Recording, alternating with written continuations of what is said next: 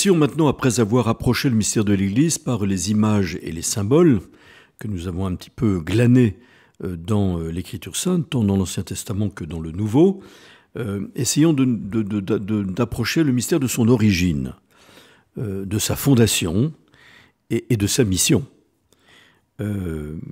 D'abord, il faut bien comprendre que l'Église naît, nous l'avons déjà approché, cette vérité, dans le dessein de Dieu, Père, Fils et Saint-Esprit.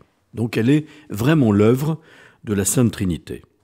Et c'est de cette manière qu'elle va se réaliser progressivement dans l'histoire. On dira d'abord qu'elle est née dans le cœur du Père, le principe sans principe, au sein de la Sainte Trinité. Lorsque le Père librement crée l'univers, et en particulier l'homme, au sommet de l'univers créé, eh bien, il appelle les hommes qu'il a placés dans cet univers riche et multiforme qu'il a créé. Il a appelé l'homme, ou il a décidé en tout cas, d'élever les hommes à la communion de sa vie divine. Oui, le mystère de l'Église naît là. Pourquoi Dieu a-t-il créé l'homme à son image et à sa ressemblance, ce qui lui donne un statut tout à fait particulier et transcendant par rapport à tous les autres êtres créés, qui fait de l'homme le sommet de la création, auquel sont ordonnées toutes les autres réalités créées, ce qui ne veut pas dire qu'il ne doit pas les respecter, puisque il n'est pas le maître de la création, c'est Dieu qui est le maître de la création. Il n'en est que le gérant, et on pourrait dire, en comparant la création à un jardin, comme c'est le cas dans la Genèse, eh bien, il est le jardinier de la création. Mais pour autant, si Dieu a créé l'homme à son image, à sa ressemblance, c'est pour le faire entrer dans sa communion d'amour. Il a créé l'homme ad imaginem Dei, comme on dit en latin, avec cette préposition ad plus accusatif, qui exprime un mouvement. Non seulement Dieu est la cause exemplaire et efficiente de l'homme, c'est-à-dire que l'homme ressemble à Dieu, mais il est appelé à ressembler toujours plus à Dieu et à entrer ainsi dans son intimité pour l'éternité. Donc c'est là que naît l'Église. D'une certaine manière, l'homme est appelé et convoqué par Dieu, par création, pour entrer dans sa communion. Et déjà, ça, eh bien, c'est le fondement de l'Église. Voilà. Pour constituer, avec les autres hommes créés, sa famille. Il crée évidemment l'humanité, pas seulement comme des individus qui seraient reliés à lui et appelés à vivre en communion avec lui, mais il les crée hommes et femmes.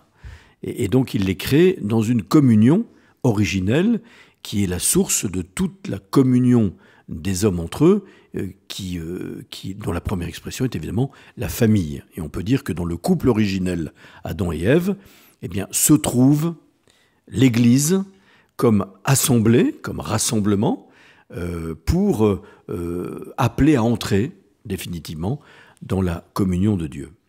Donc c'est pour ça que le texte du catéchisme de l'Église catholique nous dit que l'Église a été préfigurée dès l'origine du monde, qu'elle a été merveilleusement préparée dans l'histoire du peuple d'Israël et dans l'Ancienne Alliance, qu'elle a été instituée enfin en ces temps qui sont les derniers, par le Christ, et qui est manifestée grâce à l'effusion de l'Esprit Saint, et au terme des siècles, elle sera consommée dans la gloire. Donc tout est dit, voyez.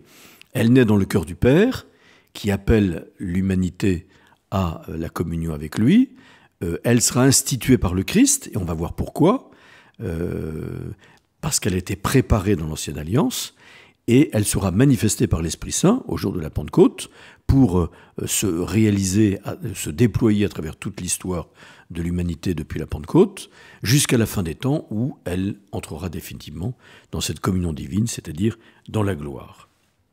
Donc l'Église est préfigurée dès l'origine du monde, voyez. C'est intéressant parce que on retrouve, tel que le catéchisme de l'Église catholique nous les cite, des formules extrêmement belles et fortes de la part des pères de l'Église. Le monde fut créé en vue de l'Église. Voyez, c'est énorme. Donc l'Église n'est pas un appendice, n'est pas facultative. Quand certains disent Dieu oui mais pas l'Église, ou le Christ oui mais l'Église non, c'est un non-sens, puisque l'Église c'est le projet de Dieu accompli. c'est la communion parfaite de l'homme avec Dieu. Et c'est pourquoi on verra d'ailleurs que la constitution Lumen Gentium développe une ecclésiologie dite de communion. L'Église est essentiellement communion. Communion avec Dieu, évidemment communion entre nous. Donc, le monde fut créé en vue de l'Église, disaient les premiers chrétiens. Voyez, ou autre expression magnifique, l'Église est la fin de toute chose. Donc, on ne peut pas imaginer l'Église comme simplement quelque chose d'accessoire. Quand on est chrétien, quand on est du Christ, eh bien on est nécessairement de l'Église. Si l'Église est dans l'origine du monde, comme la finalité même de la création de l'univers, et en particulier de l'homme, elle a été préparée dans l'Ancienne Alliance. Évidemment, le projet de Dieu, comme on le sait, a été d'une certaine manière brisé par le péché de l'homme, qui a séparé l'homme de Dieu, donc rendant apparemment impossible de la réalisation de ce dessein de Dieu d'appeler l'homme à la communion avec lui, et a divisé les hommes entre eux, à commencer par le premier couple originel d'Adam et Ève, qui se sont séparés par le péché, et qui a évidemment engendré ce chaos qui est devenu l'humanité, où les hommes se sont entretués les uns les autres à partir du meurtre d'Abel par son frère Caïn. Et c'est pourquoi Dieu, qui n'est pas mis en échec par le péché libre de l'homme, eh bien,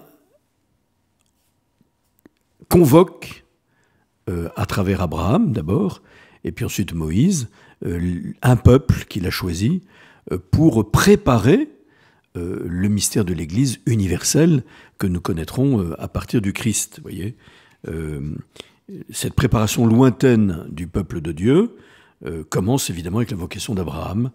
Quitte ton pays, ta parenté, vers le pays que je t'indiquerai, et en toi seront bénies toutes les nations. Tu auras une descendance qui sera plus nombreuse que les étoiles du ciel et que les grains de sable sur le rivage de la mer. Et c'est intéressant de se dire que Dieu promet un fils à Abraham qui est avancé en âge et dont la femme Sarah est stérile. Donc c'est une preuve que ce peuple naîtra de Dieu lui-même, par l'action de Dieu.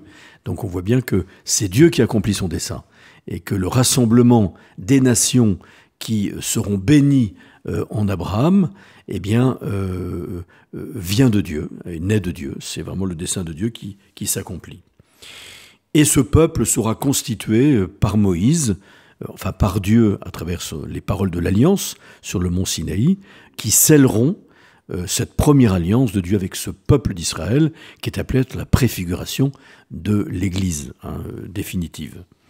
Et malheureusement, comme on le sait, les prophètes viendront reprocher au peuple d'Israël d'être infidèle à l'alliance, de ne pas parvenir à rester dans l'alliance, de se séparer par le péché de Dieu et de multiplier les divisions au sein du peuple, entre les membres du peuple. C'est pourquoi cette alliance, cette première alliance, eh bien, deviendra caduque et Dieu lui substituera une nouvelle alliance annoncée précisément par les prophètes, qui annoncent cette alliance nouvelle et éternelle qui sera instituée par le Christ à travers son sang versé sur la croix, comme on le sait. Donc du coup, eh bien, ça nous projette dans l'Église qui réalise pleinement le dessein de Dieu à l'origine du monde, préparée sans doute de manière chaotique par le peuple de l'Ancienne Alliance, mais qui sera finalement instituée par le Christ en ces temps qui sont les derniers, comme nous dit saint Paul.